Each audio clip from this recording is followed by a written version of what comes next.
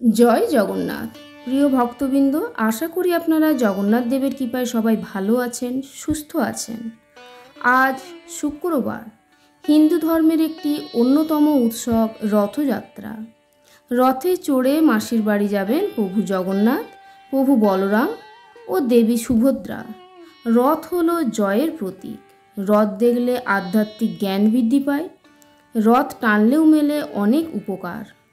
রথের দড়ি স্পর্শ করলে পাপের মোচন ঘটে। রথযাত্রার মাহাত্ম্য অন্য যে কোনো কিছুর থেকে অনেক বেশি। মনে করা হয় আজকের দিনে কিছু কাজ করলে জীবনে মেলে অপার সুখ সমৃদ্ধি। আজকের দিনে যে কোনো কাজ ফলপ্রসূ হয়। আজকের দিনে বাড়িতে যে কোনো শুভ কাজ করা যেতে পারে। তো বন্ধুরা, এখন ভিডিওতে আলোচনা হবে আজকের দিনে কি করবেন। তার জন্য আপনাদেরকে পুরো ভিডিওটি দেখতে হবে এবং কমেন্টে অবশ্যই লিখবেন জয় জগন্নাথ। এছাড়াও এই চ্যানেলে নতুন এসে থাকলে চ্যানেলটি সাবস্ক্রাইব করে পাশে থাকুন। তো প্রথমেই বলবো 11 রকমের ফল, 11 রকমের মিষ্টি এবং 11টি 1 টাকার কয়েন একটি হলুদ কাপড়ে করে জগন্নাথ দেবের আসনে রেখে দিন। তারপর উল্টো রথের শেষে সেই লগ্নে সেই পাত্রে সব সামগ্রী কোনো মন্দিরে দান করে দিতে হবে।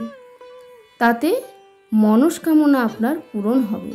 বাড়িতে নারায়ণ থাকলে তার সামনেও এই ব্রত আপনারা পালন করতে পারেন। পিতলের পাত্রে আতপ চাল, কাঁচা হলুদ এবং 1 টাকার একটি কয়েন দিন। 108টি বা 54টি তুলসী পাতা দিয়ে মালা তৈরি করে জগন্নাথ দেবকে পরান। রথযাত্রার পুণ্যতিথিতে গঙ্গা স্নান করাকে শুভ বলে মনে করা হয়। আর জগন্নাথ দেব, বলরাম ও সুভদ্রার মূর্তিকে শ্বেতচন্দন, সাদা ও হলুদ ফুলে সাজিয়ে তুলুন। তাদের ফুল অর্পণ করুন। জগন্নাথ দেবের সামনে জ্বালিয়ে দিন ঘিয়ের প্রদীপ। ওই প্রদীপ থেকে জ্বালিয়ে নিন রথের প্রদীপটি। প্রভু জগন্নাথ দেব ক্ষীর খেতে ভালোবাসেন, তাই তাকে সকালে ক্ষীর নিবেদন করতে পারেন। তাতে আপনি আশীর্বাদ পাবেন। রথযাত্রার দিন রথের দর্শন করা অত্যন্ত শুভ বলে মনে করা হয়। এই দিন রথের দড়ি টানা খুবই শুভ। রথ টানার আগে অবশ্যই শঙ্খধ্বনি ও কাঁসর ঘণ্টা বাজাতে ভুলবেন না। আর রথযাত্রার দিনে গাছ লাগানো খুবই শুভ, তাই এই দিন অবশ্যই গাছ লাগান। রথের দিন কিছু দান করলে তা অবশ্যই শুভ বলে মনে করা হয়। রথযাত্রার পুণ্যতিথিতে আপনারা গৃহপ্রবেশের অনুষ্ঠান করতে পারেন। রথযাত্রার দিনে বাঙালির সবচেয়ে শ্রেষ্ঠ উৎসব দুর্গাপুজোর খুঁটি পুজোও হয়।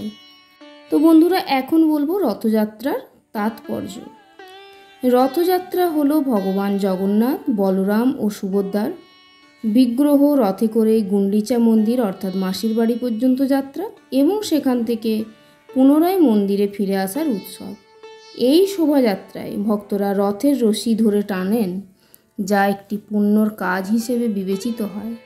এটি বিশ্বাস করা হয় যে রথের রশ্মি স্পর্শ করলে বা টানলে মোক্ষ লাভ হয়। রথযাত্রা উৎসবটি পরিবর্তন ও অগ্রগতির প্রতীক হিসেবেও বিবেচিত হয়। এবার বলবো রথযাত্রার প্রধান বৈশিষ্ট্য। পুরীর জগন্নাথ মন্দির থেকে 3টি বিশাল রথে করে দেবতাদের শোভাযাত্রা বের করা হয়। বলরামের রথ প্রথমে, তারপর সুভদ্রা দেবীর রথ এবং সবশেষে জগন্নাথ দেবের রথযাত্রা করেন। গুন্ডিচা মন্দিরে 7 দিন অবস্থানের পর দেবতারা আবার পুরীর মূল মন্দিরে ফিরে আসেন। তো রথযাত্রা কেবল পুরীতেই নয়, পশ্চিমবঙ্গের মাহেশের শ্রীরামপুরে একটি প্রাচীন রথযাত্রা উৎসব পালিত হয়, যা 1936 সাল থেকে চলে আসছে। রথযাত্রা উৎসবটি বহু প্রাচীন এবং এর শিকড় হিন্দু পুরাণেও খুঁজে পাওয়া যায়। এটি ভগবান কৃষ্ণের বৃন্দাবন যাত্রার স্মরণে পালিত হয় বলে কেউ মনে করেন। অন্যান্য কিংবদন্তি অনুসারে রাজা ইন্দ্রদম্নুর সময়ে এই উৎসবের সূচনা হয়েছিল। আর পুরীর জগন্নাথ মন্দির এবং রথযাত্রা উড়িষ্যার সংস্কৃতির একটি অবিচ্ছেদ্য অংশ। এটি কেবল একটি উৎসব নয়, এটি ভক্তদের জন্য ভক্তি ও আধ্যাত্মিকতার একটি গুরুত্বপূর্ণ উপলক্ষ। তো বন্ধুরা, আজকের ভিডিও এখানেই শেষ করলাম। আপনারা ভালোভাবে রথযাত্রা পালন করুন। জগন্নাথ দেবের কৃপায় সবাই ভালো থাকুন, সুস্থ থাকুন। ভিডিওটি দেখার জন্য ধন্যবাদ।